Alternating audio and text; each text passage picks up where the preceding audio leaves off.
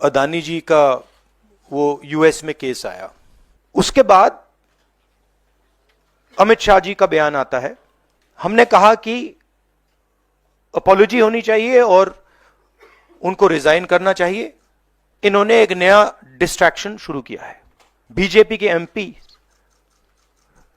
लकड़ियां लिए हमारे सामने खड़े होते हैं। मेन इशू शुरुआत हुई पार्लियामेंट से कुछ दिन पहले।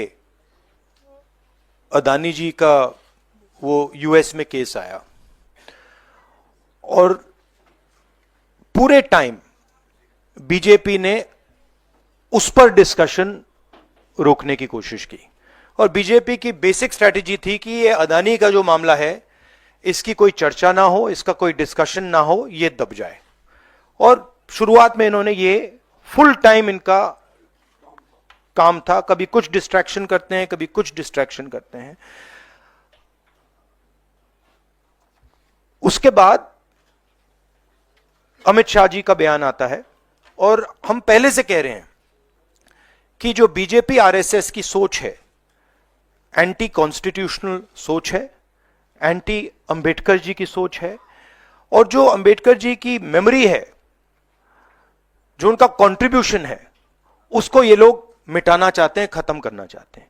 और डायरेक्टली इनके मंत्री ने, होम मिनिस्टर ने डायरेक्टली सबके सामने जो उनका माइंडसेट है वो सबके सामने उन्होंने दिखा दिया।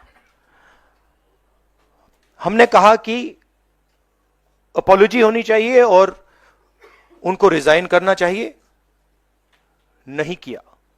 और आज फिर से इन्होंने एक नया डिस्ट्रैक्शन शुरू किया है।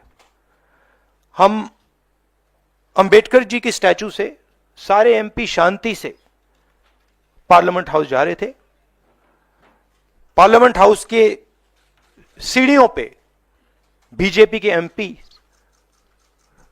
लकड़ियां लिए हमारे सामने खड़े होते हैं, हमें अंदर नहीं जाने देते हैं। और उसके बाद अब ये थोड़ा सा अपना फिर से डिस्ट्रैक्शन करने की कोशिश कर रहे हैं। रियलिटी ये है, इन्होंने अंबेडकर जी का अपमान किया है, उसकी अपॉलॉजी होनी चाहिए और रिजाइन करना चाहिए होम मिनिस्टर को। और जो मेन मुद्दा है जिसको ये मिटाना चाह रहे हैं, घुमाना चाह रहे हैं, मेन मुद्दा है कि नरेंद्र मोदी जी के मित्र अदानी जी के खिलाफ यूनाइटेड स्टेट्स में केस है, उनको वहां इंडाइट किया गया है और अदानी जी को नरेंद्र मोदी जी हिंदुस्तान बेच रहे हैं। यह मेन मुद्दा है और इसकी डिस्कशन ये लोग नहीं चाहते हैं। Thank you.